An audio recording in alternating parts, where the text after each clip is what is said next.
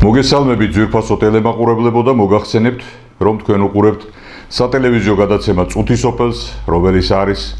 თქვენთვის ცნობილი და შეიძლება ითქვას კარგად ცნობილი სრულიად საქართველოს გვარების წინამძღოლთა დარბაზის სატელევიზიო ეთერი, რომელიც ყოველი კვირის სამშაბათ დღეს 22 საათზე გადის ეთერში და ეს გადაცემა მზადდება თქვენთვის და მხოლოდ თქვენთვის იმ ადამიანებისთვის, ვისაც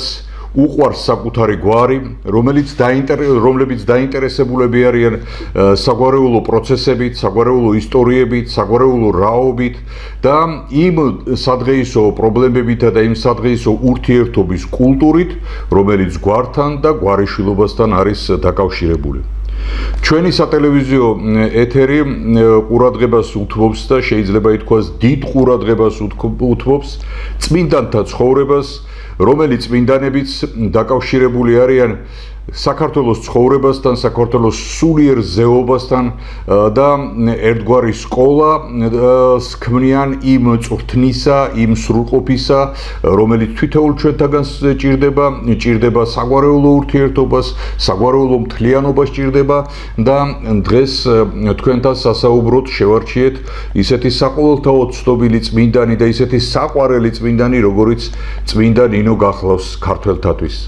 ეს მართლაც გამორჩეული წმინდანია, რამე თუ მის სახელთან დაკავშირებულია დიდი ქრისტიანული ღვაწლი და ეს ღვაწლი არა ზოგადად და არა სადღაც და არა როგორღაც აღესრულა, არამედ აღესრულა საქართველოში, აღესრულა ქართველი ხალხისთვის და აღესრულა იმ ქრისტეს მოყვარე ერისთვის, როგორი ერიც არის ჩვენი მშობლიური ერი ქართველთა. და აი ამ წმინდანთან დაკავშირებით დამეთანხმება ტელემაყურებელი, რომ თითქმის ყველაფერი იცის, ანუ წმინდა ნინოს ძალიან კარგად ვიცნობთ საქართველოში, მაგრამ გარდა იმისა, რომ რაც ჩვენ ვიცით და რასაც ჩვენ წმინდა ნინოსთან დაკავშირებით ვფლობთ ინფორმაციებს, არის ინფორმაციები კიდევ, რომელიც საჭიროა ვიცოდეთ, ნიუანსები ისეთი, რომელიც წმინდა ნინოს ცხოვრებასთან არის დაკავშირებული, ამისი გათვალისწინება და გააზრება საჭირო და რაც მთავარია, ჩვენ უნდა ვიპოვოთ წმინდანთან ურთიერთობის, წმინდანთან კავშირის, წმინდანთან დამოკიდებულების ის სწორი გზა და ის პირდაპირი გზა, რომელიც თითოეულ ჩვენთაგანს უნდა გვაკავშირებდეს და აი ეს სატელევიზიო გადაცემა სწორედ აქეთ იქნება ორიენტირებული, არა იმაზე, რომ ვინმე ჭკუა ვასწავლოთ ან ვინმეს განათლება შევძინოთ, არამედ გამოვაჩინოთ ის სულიერი სწრაფვა და წარმოვაჩინოთ შეიძლება ითქვას ის სულიერი სწრაფვა, რომელიც ჩვენ უნდა გქონდეს უფლისკენ და უფლისკენ სწრაფვაც არ არის ეს ზოგადი სწრაფვა, სწორედად წმინდანთა სკოლით, წმინდანთა სწავლებით, წმინდანთა გამოცდილებით უნდა მივიდეთ უფალთან და წმინდა ნინო ამისი საუკეთესო მაგალითია. წმინდა ნინოს დაბადების თარიღი, როგორც ასეთი, ზუსტი თარიღი არ არის ისტორიაში ცნობილი, მაგრამ გარკვეული კვლევების შემდეგ განისაზღვრა ის დრო და ის პერიოდი და ის ჟამი, როდესაც წმინდა ნინო მოევლინა ქვეყანას. 12 წლის იყო წმინდა ნინო, როდესაც კაბადოკიაში ცხოვრობდა მისი ოჯახი და 12 წლის ასაკში გადავიდნენ, მისი ოჯახი საცხოვრებლად გადავიდა იერუსალიმში. მისი ოჯახის შესახებ უნდა ვიცოდეთ შემდეგი, რომ დედა მისი იყო და იერუსალიმის პატრიარქისა, ამ პატრიარქისა იუბილალი. აი ამ პატრიარქის დაგახლდათ დედა მისი. ხოლო მამა წმინდა ნინოსი იყო ზაბულონი, ეს იყო მებრძოლი, მეომარი, მხედარი და ამასთან ერთად იყო ძალიან უფლის მოშიში და უფლის მოსიყვარულე პიროვნება და სწორედ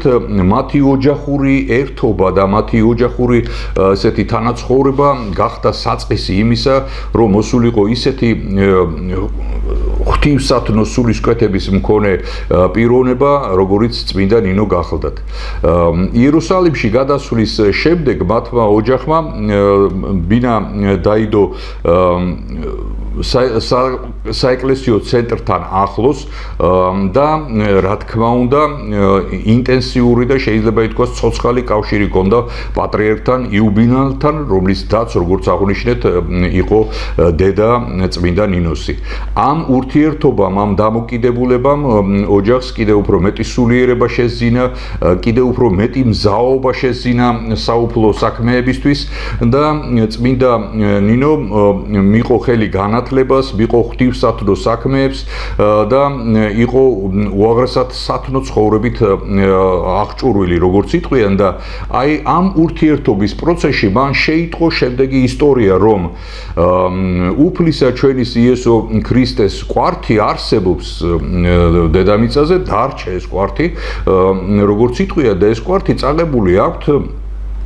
ერს, რომელსაც ივერიეთი წოდება, დღევანდელ საქართველოს იწოდება და აი ეს ინფორმაცია გახდა მისთვის ძალიან დიდი ინტერესის საგანი, რომ მისულიყო უფლის კვართთან, უფლის კვართს მთხვეოდა და პატივი მიიღო უფლის კვართისთვის და აი ამ სურვილით ესეთი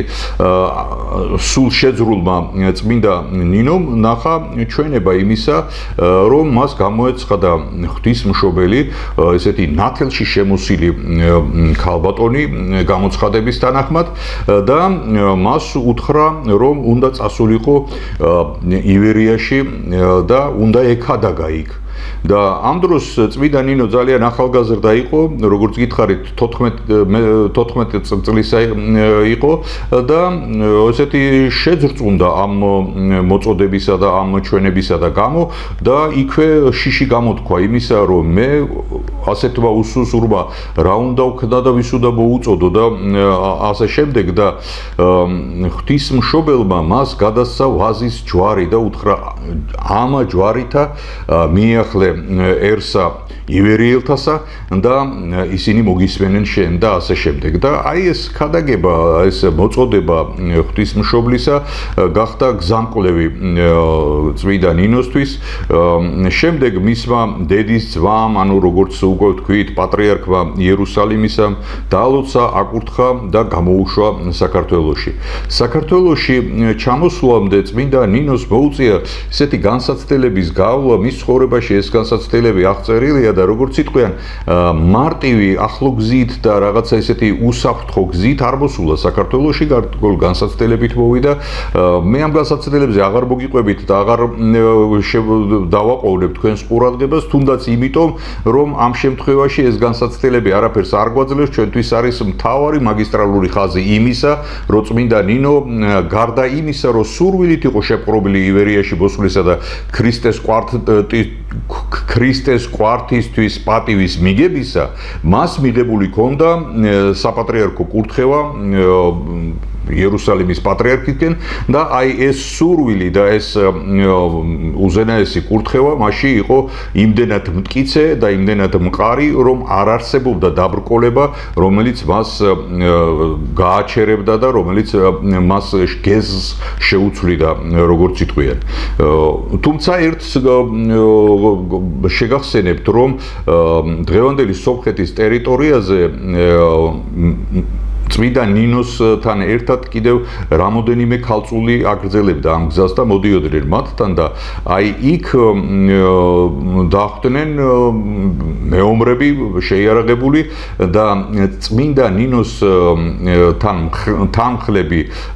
ქალწულები აწამეს და როგორც იტყვიან მოწამეობრივად ამოხადეს სული და ამ დროს წმინდა ნინო იქვე იყო ვარდის ბუჩქი, როგორც აღწერილია მის ცხოვრებაში, აი ამ ბუჩქში დაიმალა და აქაც შეიძლება სიმბოლური იყოს ის ფაქტი, რომ სწორედ ვარდის ბუჩქი გახდა ესეთი თავშესაფარი და უსაფრთხო სამყარო მისთვის და რა არის ეს ერთ-ერთის მხრივ ვარდი როგორც სიმბოლო სილამაზისა და მშვენიერებისა და მეორეს მხრივ ეკლებით ვარდის ბუჩქი თავისთავად ეკლებით სავსე, რომელიც ტკივილთან, განსაცდელთან და აი ამ ეკლიან ცხოვრებასთან იქნებოდა დაკავშირებული და აი ამისი სინთეზური ერთობა, ამისი აზრობრივი ერთობა გახდა თავშესაფარი წმინდა ნინოსთვის და გადარჩა აი მხოლოდ იმის გამო, რომ თავი შეაფარა იქ, თორემ მასაც მოუწევდა ისეთივე მძიმე აღსასრული, როგორც მის თანხლებ ქალებს. აქ უნდა ითქვას, რომ 14 წლის ნინომ ნახა ვარდისბურგში კი შეაფარა თავი და როგორც იტყვიან სამშვიდობოდ იგულა ამ შემთხვევაში, მაგრამ დაინახა წამების ის ფაქტი, რომელიც მის თანხლებ ქალებზე იყო განხორციელებული და ეს მისთვის იმდენად შემაძრწუნებელი იქნებოდა და იმდენად აღმაშფოთებელი იქნებოდა, რომ აი იქიდან წამოსული, იქიდან გააგრძელა მან გზა უკვე მარტო, არავინ აღარ ახლდა და ის მხოლოდ ესეთი გამხოლოებული ერთპიროვნულად, ერთსულად შემოვიდა საქართველოში და საქართველოში შემოსვლაც როგორც ცნობილია მოხდა ჯავახეთის მხრიდან, სამხრეთის მხრიდან ცნობილია ეს შემოსვლის ადგილი და მან მწყემსებს კითხა საქართველოსკენ მიმავალი გზა მიმასწავლეთო და წყემსებმა უპასუხეს საქართველო არის ესე და აი ეს ფაქტი რომ საქართველო არის ესე გაჟღერდა უკვე და აი თვითონ ეს ფრაზა რომ საქართველო არის ესე ეს მარადიული ფრაზად იქცა რომელიც ითქვა დღევანდელი ფარავნის ტბის სანაპიროზე სადაც დღეს დაარსებულია მონასტერი წმინდა ნინოს სახელობის მამათა მონასტერი ძალიან კარგი მონასტერი ჩვენ გვაქვს ბედნიერება მონასტერს ხშირად ვეწვიოთ და აქ არის როგორც იტყვიან ესეთი გულმხურვალებს ახურება უფლისა ჩვენისა და რაც მთავარია ის სულიერი მცდელობა იმისა რომ შენახული დაცული და სათანადოდ იყოს წარმოჩენილი ის სულიერი მემკვიდრეობა რომელიც წმინდა ნინომ მოიტანა და მოაბრძანა საქართველოში აქვე მას ესმა შემდეგი რომ დააკონკრეტა ეს გზა და ცხეთისკენ მიმავალი გზა რომ უთხრეს იკითხა მას უთხრეს რომ აი ტბიდან გამავალი ეს წყალი რომელიც ფარავნის წყლად იწოდება და რომელიცაც დღეს ჩვენ ჯავახეთის მტკვარსაც უწოდებთ ეს სწორედ მცხეთაში მიდის გაყევი ამ წყალს ამ მდინარეს გაყევი და ეს ამ მდინარის ხეობა და მისი კალაპოტი და მისი მსვლელობა როგორც იტყვიან ზუსტი მიმართულება იმისა რომ მცხეთაში მიგიყვანოთ მაგრამ აი მცხეთის რაობაზე იყო იქ ერთი ფრაზა და მინდა ამაზე ყურადღება გავამახვილოთ თქვენთან ერთად რომ ეს არის ქალაქი სადაც ღმერთები ღმერთობენ და მეფენი მეფობენ მოგეხსენებათ იმ პერიოდში საქართველოს არ აქვს კულტურა ჩამოყალიბებული ქრისტიანული მცნებისა და ქრისტიანული რელიგიისა ესა მრავალღმერთიანობის ისა საკითხი დგას იმ პერიოდში და ამიტომაც ღმერთებს იქ მრავლობით რიცხვში ახსენებენ ისინი მაგრამ თავისთავად ის რომ ქართველები ღვთისმაძიებელი ხალხი არიან და ქართველებს დიახაც აქვთ სულიერი სწრაფვა იმისა რომ გარდა აი ამ რეალურ ცხოვრებაში რაშიც ისინი ცხოვრობენ ეძიონ ის მარადიული ცხოვრება ის განყენებული ცხოვრება ის სულიერი ცხოვრება რომელიც აღმატებულია ამ ყოფითი რაობიდან და რომელსაც ჩვენ უწოდებთ სწორედაც საღვთო სამეუფეო გზას და სამეუფეო წიაღს და სწორედაც აი ეს ძიება საქართველოში უკვე არის და ამ ძიებას აფასებენ ესე რომ იქ ღმერთები ღმერთობენ სხვაგან შეიძლება ღმერთები არ მეფობენ არ ღმერთობენ უკაცრავად და არ არის ღმერთების მიმართ დამოკიდებულების კულტურა, არ არის სახალხო ინტერესი და სწრაფვა ღმერთების მიმართ და აი იქ მცხეთაში არის ესო მათ აღნიშნეს და ეს კვლავაც მეტყველებს იმაზე რომ მცხეთა იმთავითვე იყო საუფლო ქალაქი,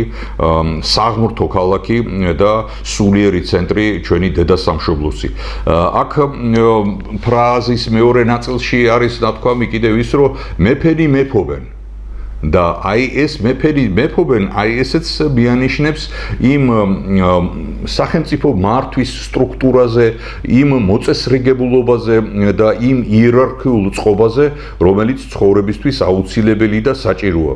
აქვე შეიძლება ეს ნათქვამი განვავრცოთ და დაუკავშიროთ ბიბლიას და სწორედაც იმ სახარებისეულ სიტყვას სადაც უფალი ბრძანებს და მიუთითებს შემდეგს რომ მიეცით ღმერთს ღმრთისა და კეისარს კეისრისა. ანუ აქ სახარებისეულად განყოფილია ის ღირებულობა, ის ფასეულობა და ის მთლიანობა, რომელიც ღმერთს ეკუთვნის. მაგრამ არის მეორე ღირებულობა და შეიძლება ითქვას მეორე ფასეულობაც, რომელიც კეისარს ეკუთვნის და კეისარს მიეცით კეისრისა და ღმერთს მიეცით ღმრთისა. ანუ განყოფილია ამქვეყნიური, მიწიური და აი ზეციური ბარადიული ფასეულობები და სახარებაში ეს ძალიან კარგად არის როგორც იტყვიან გამიჯნული ერთმანეთისგან. მაგრამ ესენი არ არიან ერთმანეთის მოწინააღმდეგე, ესენი არ არიან კონფლიქტში ერთმანეთთან და სწორედაც უფალი ამისკენ მოუწოდებს ადამიანებს, რომ არა წინააღმდეგობისკენ, არამედ კეისარს კეისრისა და აი ამ შემთხვევაში მეფენი რომ მეფობენ. ეს არის არა მხოლოდ მეფობის სახე და მეფობის ინსტიტუტი როგორც ასეთი, არამედ კულტურის, მოწესრიგებულობის, სახელმწიფოებრივი წყობის და იმ ცივილიზაციისა, რომელიც ცივილიზაციაც ჭირდება საზოგადოებას, ჭირდება ერს და ქვეყანას, რათა მართლობის ფორმა იყოს, სტრუქტურული მართლობის ფორმა იყოს და არ იყოს ეს ანარქია და არ იყოს ეს ქაოსი და არ იყოს ის, სადაც ყველაფრის ნება აქვს და ყველაფერს აკეთებს და აი როგორც იტყვიან ძაღლი პატრონს ვერცნობს. არა ბატონებო, განსხვავებით ამისა, საქართველო იყო, საქართველო რჩება და მომავალშიც უნდა ვეცადოთ, რომ დარჩეს ისეთად, სადაც ღმერთი ღმერთობს და სადაც მეფენი მეფობენ. მეფის მეფობასთან დაკავშირებით უნდა ითქვას, რომ შეიძლება უშუალოდ სამეფო ხაზი არ არის, მაგრამ მართლობის, სახელისუფლებო მართლობის სტრუქტურა დიახაც უნდა იყოს ესეთი ამაღლებული,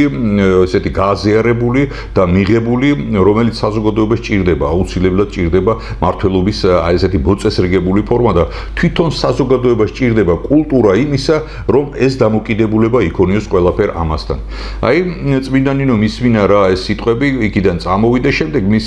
ცხოვრებაში დეტალურად არის აღწერილი როგორ ჩამოვიდა ის გარკვეული პერიოდის შემდეგ მცხეთაში და მან მცხეთაში ბინა დაიდო ერთ მაყლოვანში, სადაც ლოცულობდა წმინდა ნინო, სადაც აი თავის გულმხურვალებას გამოხატავდა და იწყო დაინტერესება წმინდა ნინოს აი უცხო ქალწულის ქალაქში მოსვლამ და მისმა ლოცვამ იწყო დაინტერესება და ეს დაინტერესება მივიდა მეფის კართან. იმ პერიოდში საქართველოს სამეფო ხელისუფლება ებარა მეფე მირიანს და მეფე მირიანთან ერთად იხსენიება მეუღლე მისი, ანუ დედოფალი ანა, რომლებიც წმინდანად არიან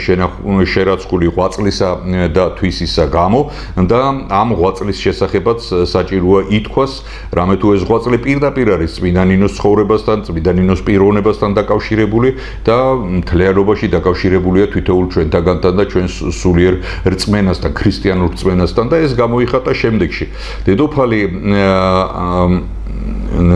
დანა ავადმყოფობდა ამ შემთხვევაში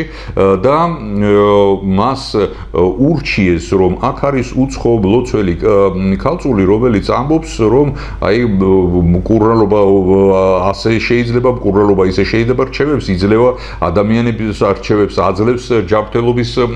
კუთხით და იქნებ ვთხოვოთ მას და აი თქვენს გიმკურნალოთ დედოფალო და აი ამ რჩევით მოხდა მოკლედ მათი დაკავშირება წმინდა ნინომ. ხო, იქ ერთი საინტერესო ფაქტია, რომ დედოფალმა დაიბარა სასახლეში წმინდა ნინო და წმინდა ნინო შეუთვალა უარი, რომ მე თუ ჭირდები მათ, ის თვითონ უნდა მოვიდეს ჩემთან და მე არ ვტოვებ იმ ადგილს, რომელი ადგილიც ლოცვად და უფლის მსახურებად მიმაჩნიაო. ეს როგორც იტყვიან, ის მაყლოვანია მცხეთის ცნობილი და ისტორიული მაყლოვანი, რომელიც უნდა იცოდეს საზოგადოებამ, რომ დღესაც არსებობს ეს მაყლოვანი და შეიძლება ითქვას, რომ წმინდა ნინესეული ცხოველის ყოფილობა აი ამ მაყლოვანთან დაკავშირებულია და მაყლოვანი არ უნდა წარმოვიდგინოთ მხოლოდ ბუჩქი და მხოლოდ ესეთი მცენარეული კუთხით, არამედ ეს არის ის სულიერი რაობა და ის სულიერი მთლიანობა, რომელიც გახდა ესეთი საცხოვრისი წმინდა საქართველოში მოსული წმინდა ნინოს პირველი საცხოვრისის პირველი თავშესაფარი და ამავე დროს გახდა გახდა ერთგვარი ტრიბუნა უფალთან, სალაპარაკოდ და უფალთან, კავშირის დასამყარებლად და უფალთან, ლოცვის აღსავლენად და სწორედ ეს მაღლოვანი იყო ამ მადლითა და ამ წყალობით მოცული და ეს მადლი ამ მაღლოვანიდან არ განქარვებულა, ის მაღლოვანი კვლავაც ატარებს ცხოველმყოფელობას და რაოდენ საინტერესოა, რომ ამ შემდეგ 17 საუკუნეა გასული და ის მაღლოვანი კვლავაც არსებობს და კვლავაც როგორც იტყვიან, ესეთი სახიერი სახე აქვს დღევანდელ საქართველოშიც. მოკლედ დედოფლისა და წმინდა ნინოს შეხვედრის შემდეგ განიკურნა დედოფალი და ეს იმდენად შთამბეჭდავი იყო და იმდენად ისეთი განსაკუთრებული ემოციის საფუძველი გახდა ეს განკურნება, რომ დედოფალმა მის შესახებ უთხრა მეფეს, ანუ მეუღლესთვისაც მირიანს და მირიანიც ესეთი ინფორმირებული იყო ყველაფერ ამასთან მიმართებაში და დროის თვალსაზრისით ემთხვევა შემდეგი, რომ მცხეთიდან სანადიროთ არის მეფე თავისი ამალით წასული და თხოთის მთაზე, დღევანდელ თხოთის მთაზე, რომელიც თავის დროზე ტყით იყო დაფარული, ნადირობენ აქ და მეფეს მოულოდნელად თვალს დაუბნელდა. აქ ასტრონომებმა და ესეთი ჟამთამრიცხველებმა გამოთვალეს ერთგვარად ეს პერიოდი და კალენდარულად აღმოჩნდა, რომ ციკლი ეს მზის დაბნელებისა პერიოდულად მეორდება და აი იმ პერიოდში, როდესაც ის მოხდა მირიან მეფისთვის თვალდაბნელება, საქართველოში უნდა ყოფილიყო მზის დაბნელება და შეიძლება ეს კოსმიური მოვლენა თან ზრდებდა ამას. ეს არის მეცნიერული კვლევა, ანუ მეცნიერული ახსნა ამ ყველაფრისა, მაგრამ ჩვენ ამ შემთხვევაში ეს ამისი კვლევითი ფორმა არ გვაინტერესებს. გვაინტერესებს ამისი სულიერი ფორმა და სულიერი დატვირთვა და სულიერი დატვირთვა კი მდგომარეობს შემდეგში. სასოწარკვეთილმა მეფემ ითხოვა შველა, მიმართა თავის ღმერთებს, როგორც იტყვიან და ეს ღმერთები ესეთი ცეცხლთაყვანისმცემლობის კულტურა იყო მაშინ და მრავალღმერთიანობის კულტურა იყო და საშველი არ არის და მაშინ გაახსენდა, რომ იქ მცხეთაში არის ვინმე წმინდა ნინო, რომელიც ლოცულობს და მან ესეთი სასაულებრივად განკურნა ცოლი მისი და მისი ცხოველმყოფელობა მეფე მირიანისთვის უკვე ცნობილი იყო და შეღაღადა ზეცას, რომ წმინდა ნინოს ღმერთო მიშველე და ამიხილე თვალიო და მოხდა სასაული მართლაც და თვალი აეხილა მეფეს და მეფის მხედრობა დაბრუნდა აი ამ ფაქტის შემდეგ მცხეთაში ისეთი სულიერად შეძრული და სულიერად როგორც იტყვიან აღტკინებული ამ ფაქტისა და გამო, რომ მათ ესეთი პირდაპირი და უშუალო შეხება ჰქონდათ იმ სასწაულთან, რომელიც სასწაულიც წმინდა ნინოს სახელით აღესრულა თხოთის მთაზე და ამის შემდეგ მიღებული იყო გადაწყვეტილება იმისა, რომ მეფე და დედოფალმა მიიღეს ქრისტიანობა, მოინათლენ, ასევე მოუწოდეს თავის მშობლიურ ერს და ქართველი ერი განათლეს, ნათლობა აღესრულა მდინარე მტკვარში, სწორედ იქ, სადაც დღევანდელი არაგვისა და მტკვარის დინება ერთმანეთს ერწყმის მცხეთასთან, იქ მოეწყო საყოველთაო ნათლობა, ეს იყო დიდი საერო ნათლობა, რომელიც განევრცო და განეფინა თელ საქართველოზე და აი მას შემდეგ ქრისტიანობა აღიარებული და მიღებული იქნა როგორც სახელმწიფო, სახალხო და საქვეყნო რელიგია ქართველი ერისთვის და ეს ისტორიული თვალსაზრისით ეს არის 326 წელი. აი ეს წელი გახდა ერთგვარი წყალგასაყარი ჩვენი ქართველი ერისა იმ მრავალღმერთიანი ცხოვრებისგან შემოbrunება ჭეშმარიტ რელიგიაზე, ცნობა და მიღება ჭეშმარიტ რელიგიისა ქრისტიანობის სახით და აი იქიდან ჩაეყარა საფუძველი არა მხოლოდ რწმენას და არა მხოლოდ რელიგიურ კულტურას, არამედ აზროვნების სტილს, ცხოვრების სტილს, რომელიც სტილიც საფუძვლად ედება, რომელიც სტილსაც საფუძვლად უდევს სახარებისეული მცნება და უფლისეული სწავლება ბიბლიური, რომელიც დღემდე მოყვება ჩვენ ერს. აქვე უნდა ითქვას შემდეგი, რომ ის მცხეთაში აღსრულებული ნათლობა რა თქმა უნდა არ იყო ანუ ყველა ვერ მოინათლებოდა იმ ერთი ნათლობით იმ ერთი აქტით როგორც ითქვა მაგრამ სულიერი მზაობა ქართველი ერისა მეფისა მეფის კარისა და მთელი ერისა რომელიც მაშინ იქნა შეკრებილი განეფიდა მთელ საქართველოზე და აი ამ განფენილობამ ამ სულიერ სწრაფვამ დაიწყო მსვლელობა უკვე აი სრულყოფილი რელიგიური კულტურისკენ რომელი კულტურაც ძალიან მყარად და ძალიან საფუძვლიანად ჩამოყალიბდა საქართველოში. აღსანიშნავია რომ საქართველოსთვის ქრისტიანობა უცხო რელიგია არ ყოფილა და როგორც იტყვიან რაღაცა ახალ მცნებას არ ზიარებულა ამით საქართველო და კერძოდ რატომ და როგორ ამას მოგახსენებთ რომ პირველივე საუკუნეში, ანუ ქრისტეს ამ ქვეყნად განკაცებისა და მისი ამ ქვეყნად მოსვლისა და ესეთი საფრთხო ღვაწლის აღვლენის პერიოდში მოვლენილი იქნა აქ მოციქული ანდრიას შემდეგ მატათა მოციქული მოხდა საქართველოში, სვიმონ კანანელი მოხდა საქართველოში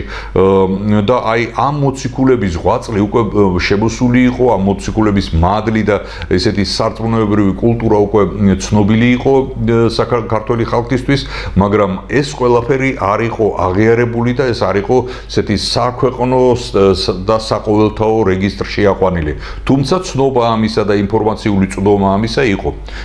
კონკრეტულ შემთხვევაში შეიძლება თქვა იმისა, რომ აწყურში ეს არის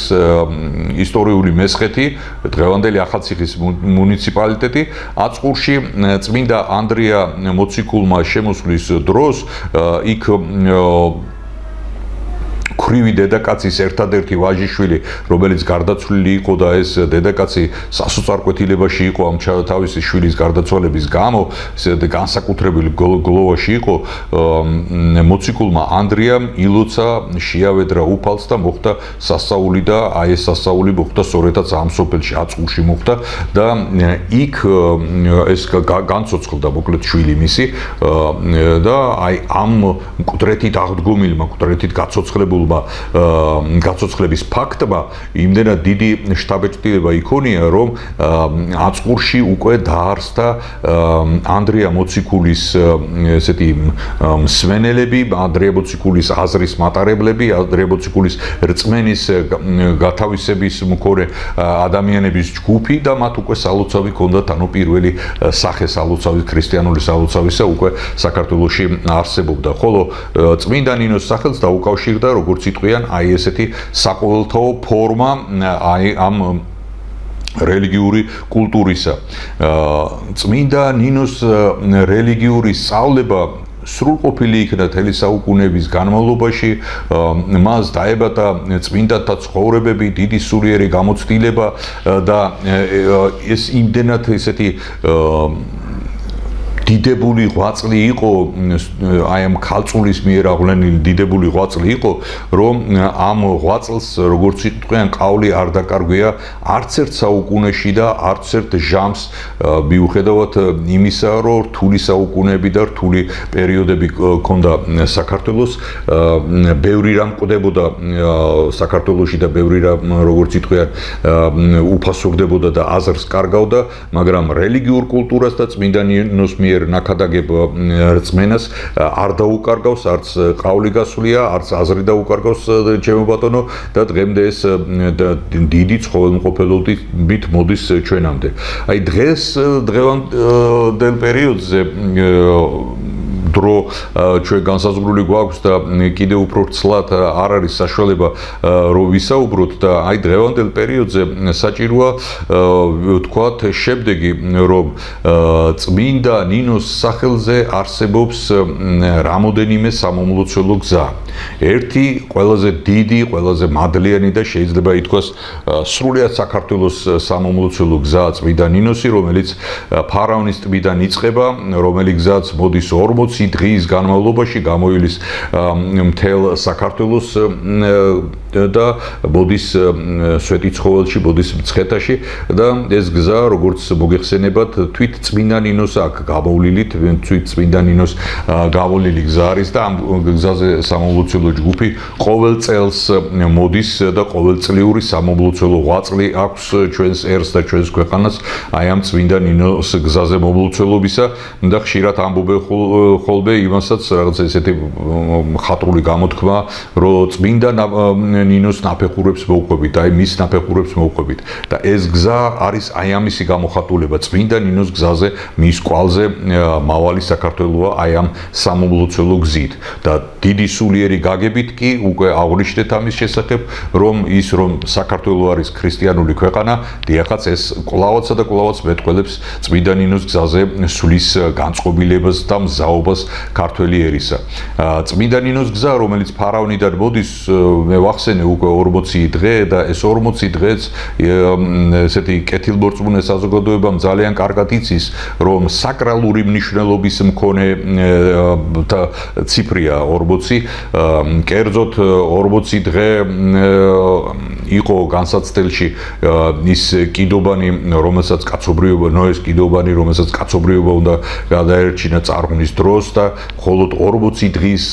თავზე გამოჩნდა შველა, გამოჩნდა იმედი და გამოჩნდა სასოება იმისა, რომ გადარჩებოდა ეს კიდობანი და 40 დღე დაჭირდა ამას. და ესეც მეტყველებს იმას, რომ არა 35 დღე, არა 47 დღე, სწორედაც 40 დღეს მოფრიდა მტრედი, რომელიც კიდობნიდან გაუშვა ნოემ და მოფრიდა მტრედი და მოიტანა მწვანე რტო დაფნისა და ეს იყო ნიშანი იმისა, რომ იყო სადღაც მიწა, იყო სადღაც დაფნა, იყო სადღაც მცენარეები და უნდა მისულიყვნენ ამ ყველაფერთან, ანუ სიცოცხლე არსებობდა და ამ სიცოცხლესთან უნდა მისულიყვნენ და მივიდნენ კიდევაც გადარჩა კაცობრიობა და გაგრძელდა ცხოვრება და აი ეს 40 დღე ამისი სიმბოლური სახეა. სხვა ესეთი სახარებისეულ რეალობაშიც ხშირად მეორდება 40, მე ახლა აღარ დავიწყებ ამისი ახსნას ცალკეული ფაქტებისა, მაგრამ უნდა ვიცოდეთ, რომ დიახაც 40 დღე არის წმინდა ციფრი და ამ 40 დღის განმავლობაში რომ მოდის ეს სამომლოცველო გზა და მოდის სამომლოცველო ჯგუფი ამ გზაზე, ეს არის სრულიად საქართველოს სულიერი გამოხატულება და აი ამ გამოხატულების ძალიან კარგ სახეს წარმოადგენს ეს მომლოცველთა ჯგუფი. გვაქვს ბედნიერება ამ ჯგუფთან კავშირისა, შეიძლება ითქვას ესეთი სისტემატიური და ყოველწლიური კავშირისა და ვწმუნდები, რომ ამ ჯგუფში ყოველთვის ესეთი საგანგებოდ ხდება საპატრიარქოს მიერ შერჩევა იმ ჯგუფის წევრებისა, რომლებიც ამ გზაზე ივლიან, მას მოუძღვება ეკლესიის მსახური და აი ახლა უნდა ითქვას, რომ აი ახლა როდესაც ეს გადაცემა იწერება, ეს გზა თავის ცხოველმყოფელობაშია, ანუ მოდის ეს გზა და ახლა ახალციხის მუნიციპალიტეტის ტერიტორიაზე არიან, მას მოუძღვება ჩვენთვის კარგად ცნობილი იღუმენია ნინო, რომელიც გახლავთ დედათა მონასტრის იღუმენია ახალქალაქში და სწორედაც აი დედა ნინო მოუძღვება ამას და სიმბოლურია ალბათ მისი სახელის გაჟღერება ამ სამომლოცველო გზასთან მიმართებაში, რამე თუ წმინდა ნინოს სახელისა და მისი წმინდა სახელის ისეთი ზეობა არის ამ გზაზეც და არა მარტო ამ გზაზე, არამედ მთელ საქართველოში და კერძოდ როგორ. სტატისტიკური მონაცემებით ცნობილია, რომ საქართველოში ყველაზე უფრო ხშირად და ყველაზე უფრო მეტი სახელი არის გიორგის. გიორგი ქვია ყველაზე მეტ ადამიანს. და რომელია მეორე სახელი? ანუ მეორეც და მეათეც შეიძლება ასე სტატისტიკის მიხედვით გამოთვალა შეიძლება ყველა ამ სახელისა და უნდა ითქვას, რომ მეორე სახელი სიდიდით, რაოდენობრივად და ესეთი რიცხობრივი სიდიადით არის წმინდა ნინოს სახელი. ძალიან ბევრ ადამიანს ქვია ნინო. და მიუხედავად იმისა, რომ დიახაც ჩვენ ვარქმევთ უცნაურ სახელებს მაკოს, ნიკოს, ზუკოს და ასე შემდეგ, მაინც ერს აქვს თავისი მაგისტრალური ხაზი, რომელი ხაზი დიახაც გადის წმინდა ნინოზე, გადის წმინდა გიორგიზე და აი ეს სახელები შემთხვევითი სტატისტიკური მონაცემები კი არ არის, არამედ ქართველი ერის სულიერი გამოხატულებაა და დამოკიდებულება ამ სახელების მიმართ, ამ სიწმინდის მიმართ, რამე თუ აქვთ სურვილი და აქვთ ნება იმისა, რომ რაც შეიძლება მეტი ადამიანი ატარებდეს ამ წმინდა სახელს და საქართველოში უამრავი ატარებს ნინოს სახელს. აქვე უნდა დავძინოთ ის, რომ ჩვენ უფრო ესეთი სიღრმისეულად უნდა დავინახოთ ეს სახელი და მხოლოდ სახელი, ანუ საპასპორტო მონაცემს არ უნდა წარმოადგენდეს, არამედ უნდა იყოს არსობრივი გააზრება იმისა, რომ ამ სახელის მატარებელი ადამიანი კეთილმორწმუნე უნდა იყო, მოსიყვარულე უნდა იყო უშუალოდ აი იმ წმინდანისა, ვის სახელის პატივიც მოვიდა და ესეთი აღესრულა და აი ეს კავშირი, აი ამ სახელობითი კავშირი უფრო არსობრივი, უფრო სიღრმისეული და უფრო განცდისეული უნდა გახდეს და ეს არ უნდა იყოს მხოლოდ სახელისთვის, არამედ არსობრივი განცდა უნდა კონდეს ამ ყველაფერს. წმინდა ნინოს სახელზე აი უკანასკნელ პერიოდში აშენდა ძალიან ლამაზი ტაძარი ბოდბეში, სადაც დაკრძალულია წმინდა ნინოს საფლავია.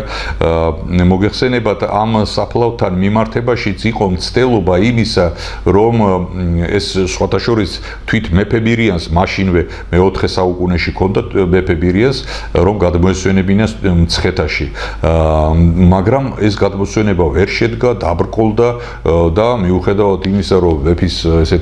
მეფეს თელი ამალა ახლდა და ყველანი მონდომებული იყვნენ, რომ წმინდა ნინოსთვის ეს პატივი მიეგოთ და მისი ნეშტი მცხეთაში გადმოესვენებინათ, ეს ვერ შედგა და დაბრკოლდა და შეჩერდა ეს საქმე და ეს კვლავაც გამოხატულება იყო იმისა, რომ წმინდა ნინომ ინება ბოდბეში დარჩენა, სადაც უკანასკნელ პერიოდში მსახურობდა იგი და იმსახურა იქ, აღესრულა იქ, როგორც იტყვიან, უფალს შევედრა სული თვისი და სამარადისოდ დარჩა ბოდბეში და ბოდბე არის მისი განსასვენებელი. უკანასკნელ ხო მის განსასვენებელზე მაშინათვე წმინდა ნინოს გარდაცვალების შემდეგ აიგო ტაძარი ძველ საუკუნეებში, უფრო სწორად მე-6 საუკუნეშია ტაძარი აგებული, თუმცა კი წმინდა ნინოს საფლავი იმთავითვე სიწმინდეს წარმოადგენდა და ლოცვის ობიექტს წარმოადგენდა მე-6 საუკუნეში აგებული იქ ტაძარი. შემდეგ ეს ტაძარი ბევრჯერ გადაკეთდა და ამ ტაძრის ესეთი გადაკეთებული ფორმა და მისი ესეთი სახე დღემდე მოსულია, აგურით ნაგები ტაძარია ეს. ბევრმა ქართველმა იცის ეს ტაძარი და ბევრ ქართველს ამ ტაძარში სანთელი აქვს დანთებული და ლოცვა აქვს აღვლენილი და ეხლა უკანასკნელ წლებში აშენდა ახალი ტაძარი წმინდა ნინოს სახელზე. მე ვიტყოდი, ერთ-ერთი ულამაზესი ტაძარი, ერთ-ერთი სრულყოფილი ტაძარი, რომელიც მოპირკეთებულია უცხოეთიდან ჩამოტანილი საგანგებო მარმარილოს ქვით და საერთოდაც როცა უფლის სახელზე და როცა უფლისთვის კეთდება რამე, დიახაც ჩვენ უნდა ვეცადოთ, რომ ეს იყოს საუკეთესო ფორმით, საუკეთესო ხარისხით, საუკეთესო სილამაზის და მშვენიერების გამომხატველი და სწორედაც აი ამ საუკეთესოების მომენტი იგრძნობა ამ ტაძართან მიმართებაში, რომ იქ არის წმინდა ნინოს სახელზე აგებული აი ესეთი ლამაზი ტაძარი. აქვე უნდა ითქვას, რომ არსებობს დაუჯდომელი ლოცვა, რა თქმა უნდა, ყველა წმინდას აქვს დაუჯდომელი ლოცვა და არის წმინდა ნინოს დაუჯდომელი ლოცვაც, რომელი ლოცვაც ასეთივე ძვირფასი, ასეთივე საყვარელი უნდა იყოს ქართველი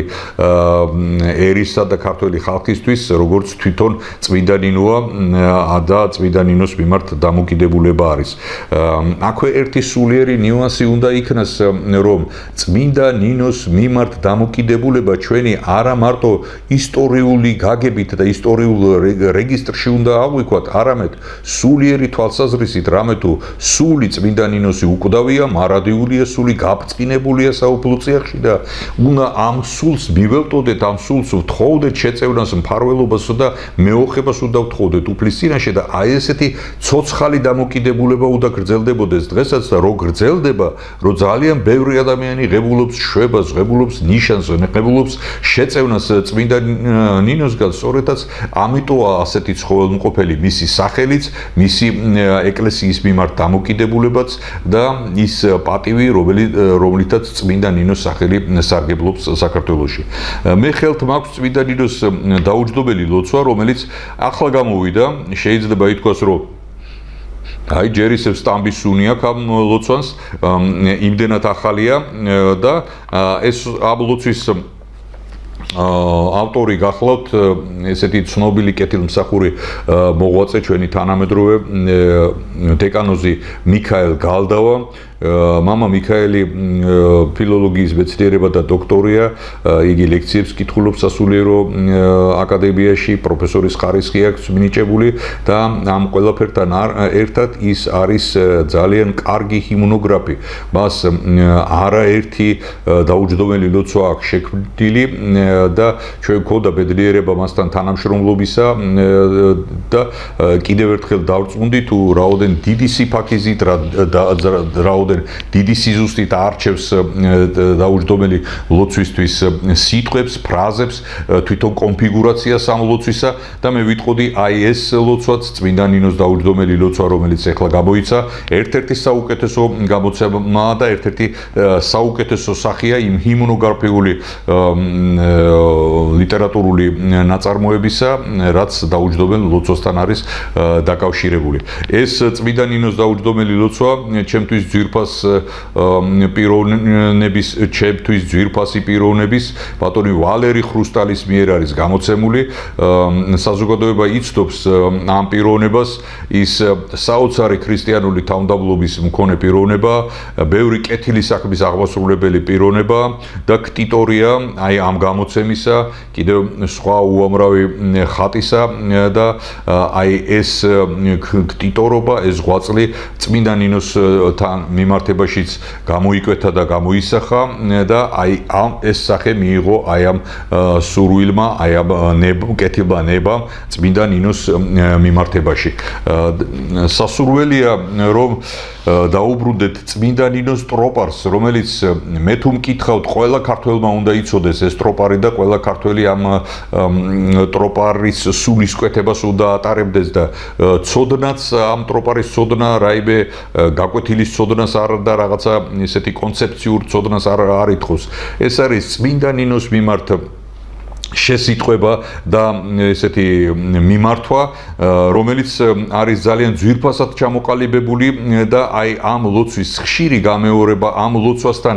ხშირი ურთიერთობა მოგცემს შესაძლებლობას იმისა, რომ წმინდა ნინო კიდევ უფრო ახლობელი გახდეს ჩვენთვის, კიდევ უფრო ხელშესახები გახდეს ჩვენთვის ის მადლი, ის წყალობა და ის სულიერი რაობა, რომელიც წმინდა ნინოსთან არის დაკავშირებული და მის სახელთან არის დაკავშირებული. ჩვენ გვაქვს ბედნიერება სამომლოცველო მსვლელობისა და აი ეს სამომლოცველო მსვლელობები უკავშირდება წმინდა ნინოს სახელს, ეს დაუჯდომელი ლოცვა უკავშირდება წმინდა ნინოს სახელს, ის ეკლესია და არა მარტო ის ეკლესია, ის ახლა ბოლო პერიოდში აშენებული ეკლესია, ბოდვის ეკლესიის შესახებ ბრძანებდით და ვამბობდით და მრავალი სხვა ეკლესია, მათ შორის თოთის მთაზე ერთ-ერთი უძველესი ეკლესია წმინდა ნინოს სახელთან არის დაკავშირებული და მრავალი სხვა ეკლესია საქართველოში წმინდა ნინოსთან არის დაკავშირებული. მადლი და წყალობა წმინდა ნინოსი უნდა განეფინოს, უნდა აღივსოს თითოეული ჩვენთაგანი სული და დიახაც წმინდა ნინო არა მხოლოდ წმინდანი როგორც ასეთი რომ ვიცით, არამედ უნდა ვგრძნობდეთ, უნდა განვიცდიდეთ და უნდა გვწამდეს და გვჯეროდეს იმ სიტყვებისა, რომელიც სიტყვებიც მოვიდა, გაჟღერდა და აი ამ სიტყვების ჟღერადობა და ამ სიტყვების ცხოველმყოფელობა 17 საუკუნია ისმის საქართველოში და არსებობს საქართველოში. კიდევ მრავალი საუკუნო გადაივლის კალენდარული თვალსაზრისით და მადლი წმინდისა დედისა ჩვენისა ნინოსი კვლავაც მარადიული და კვლავაც ისეთი ცხოველმყოფელი იქნება როგორც სადღეისოდ არის. გვეწეოდეს მადლი ჩვენთვის ესოდენ შეყვარებული განმანათლებელი ჩვენი ერისა წმინდა ნინოსი.